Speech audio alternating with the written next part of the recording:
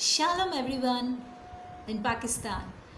I thank Pastor Irfan for giving me this opportunity to share the word of God for the church in Pakistan. I hope all of you are doing well by the grace of God, and we are praying for you for the church in Pakistan. Let's pray before learning the word of God. Father, we thank you, we praise your mighty name, we glorify your name as we are learning your word, Father. Lord, whatever we are learning, let we practice in our life, and let we lead our life according to your word and please you in every way, Father. In Jesus' name we pray. Amen. I hope everyone are doing well in Pakistan during this pandemic time. We also, not only me, along with me, my church and my spouse is also praying for you. Thank you so much. Let's go to the Word of God. Obeying Christ is doing what He says. Today my topic is about the obedience to Christ. Yes, obeying Christ is a foundation of life, and those who disobey will face destruction in life. And this morning, I'm going to set before you the quality the Bible describes as the way to God's heart, as the Lord Jesus Christ describes about it. So, brother and sister, what do you think is the key to God's heart? Is it humility? Is it perseverance or faith? Although these attributes plays a vital role in Christian life, today's passage gives us a very good key to God's own heart. So let's turn our Bibles to John chapter 14 verse 23 to 24. So let me read for you that. John chapter 14 verse 23 to 24.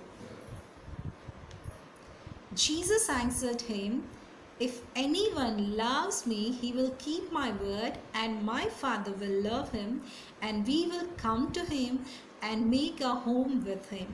Whoever does not love me does not keep my words, and the words that you hear is not mine, but the Father who sent me." Yes. So this passage tells us the best way to express our love, our honor and reverence for God is only through obedience. That is the greatest key to God's heart. Yes, it's the obedience. So let's learn the first point. First point is nothing but obedient is not an optional for a believer. When you believe Christ Jesus as your savior, it's no option for you. You have to obey God at any cost. Jesus Christ simply states this fact: if you love me, you will keep my commandments. Jesus is not giving here an optional obedience, but take a note, if you love me, you will obey what he commands. He is saying that a man who truly loves him will obey his commandments. And to the believers, there is no option. He loves Jesus, therefore he obeys his commands. It means we follow them and also we treasure them. In 1 John 2 chapter 3 to 4 verses, we know that we have to come to know him if we obey his commands. The man who says, "I know him," but does not do what he commands is a liar. And what he commands is a liar, and the truth is not in him.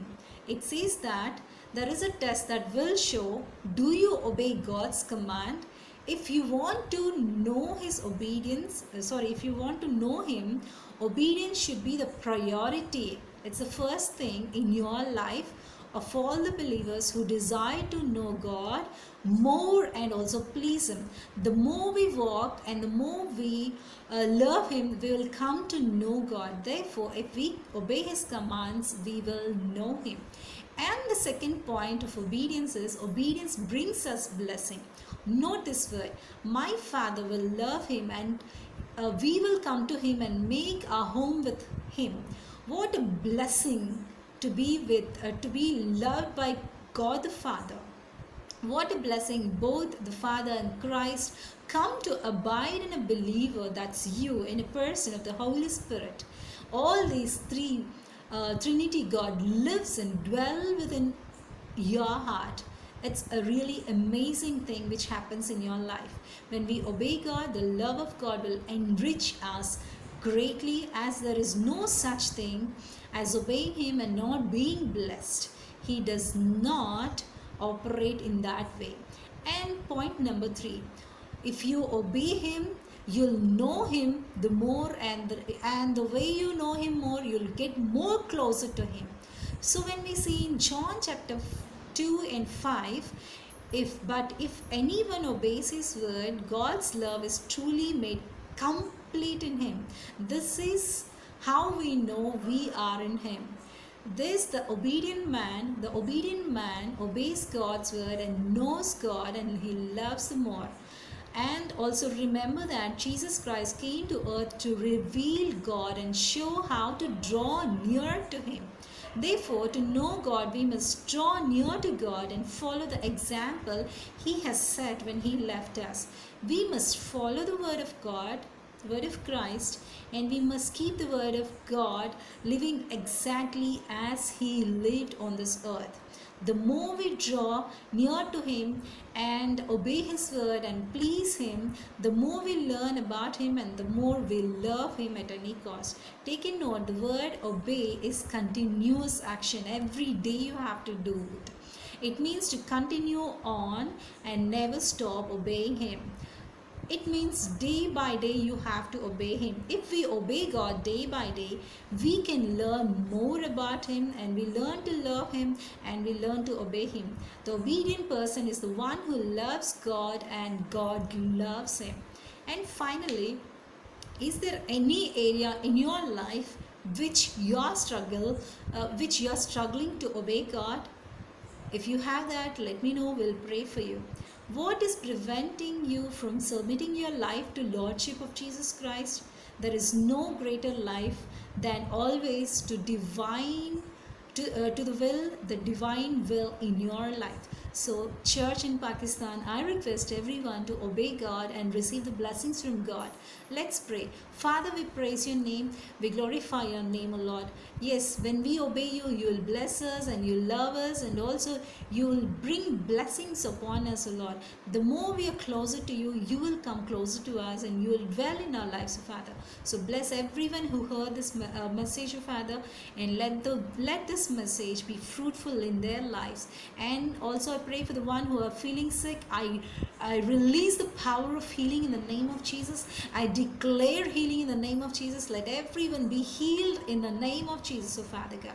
And also to the one who are suffering with financial crisis, oh Lord, bless them abundantly and provide all the provisions which are required for them, oh Lord. We thank you, we glorify your mighty name. In Jesus' name we pray. Amen. Shalom once again. See you all next week through the video again.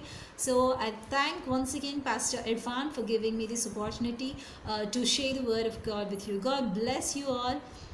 Shalom.